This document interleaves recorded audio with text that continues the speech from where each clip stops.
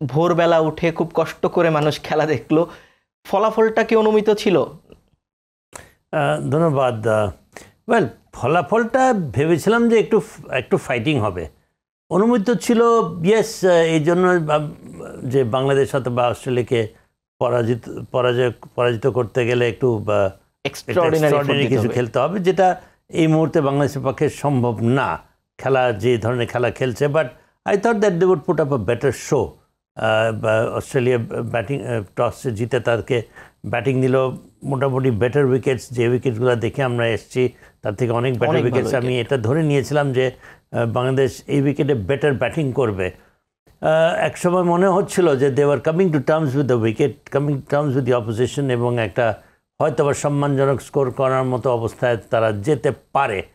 But যা হয় আর কি, আমার মনে হয় Tanzid Tamim was out to a very good ball, এবং স্বভাবচরিত আমাদের ফ্রন্টলাইন ব্যাটসম্যান তাদের ফেভারিট স্কোর ইজ 0, তো সেই 0টাই করলো।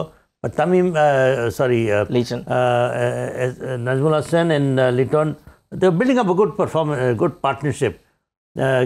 কোনো কারণ ছিল না আমার মনে হয় যে লিটন দাস অ্যাডাম জাম্পার সেকেন্ড ডেলিভারিতে ট্রাইং টু ওই কাউ শট মারতে গিয়ে আউট হলো, কোনো প্রয়োজন ছিল না আমার মনে হয়। এখানে আমাদের হচ্ছে গিয়ে we choose the wrong ball to hit, এবং আমরা পার্টনারশিপ নিজেরাই নিজে গড়তে দেই না। লিটন মনে হয় একটু প্রেসারে পড়ে গিয়েছিল, নিজে যেই ডট বলগুলো পাওয়ার প্লেতে খেলে ফেলেছিল সেগুলো মেকওভার করবার একটা তারা তার ভেতরে অবশ্যই কাজ করছিল। আমার অন্তত দেখে মনে হয়েছিল, আপনি যেটা বলছেন, অ্যাডাম জাম্পাকে সেকেন্ড বলে এইভাবে চার্জ করবার আসলে আর কোনো যুক্তি হতে পারে না। না, সেটাও তার অতটা ইয়ে ছিল না, because Shanto the other and কিছুটা হলেও তো হ্যাঁ, সো একটা অ্যাভারেজ রান রেট তারা করছিল। Strike rate is not that important at certain time, যেখানে ইউর বোথ পার্টনারশিপটা ভালো হচ্ছে, একটা অ্যাভারেজ ভালো হচ্ছে, কোনো না কোনো সময় you can up your ante, you can up your scoring shorts.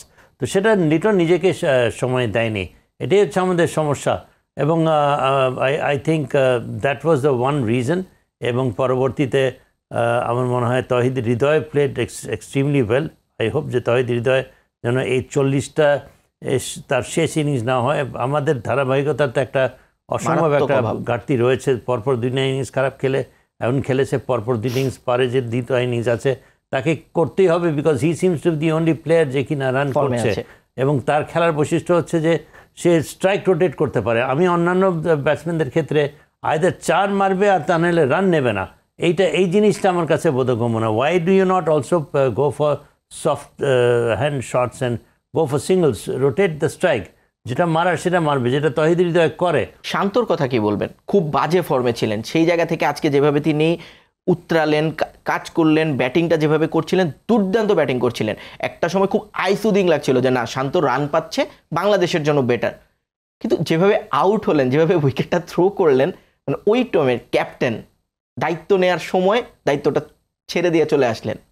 বল, শান্তর মধ্যে অন্তত একটা জিনিস আছে যে সে he is aware of his responsibilities.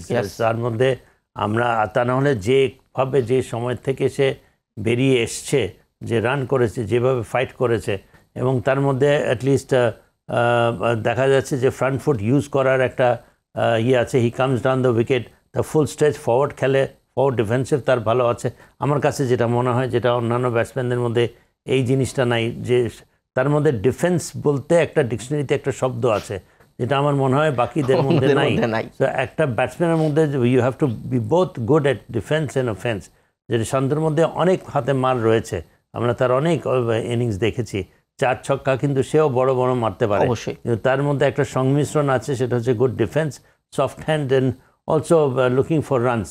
তো এই জিনিসটা আমার মনে হয় যে আই হোপ শান্ত তার আগামী ইনিংসে, বিকজ এটা ভালো উঁচু মানের বোলিং সাইডের এগেনস্টে খেলেছে, এবং আমরা যদি দেখি তার খেলাটা মোরলেস একটা চান্সলেস ইনিংস খেলেছে, মোরলেস একটা রেসপন্সিবল ইনিংস খেলেছে, and he has fought his way back into the side. Yes, আর একটু ভালো করতে পারলে আরও ভালো হতো, সেটা হয়নি, বাট আমার মনে হয় it's a good start for him for the coming matches.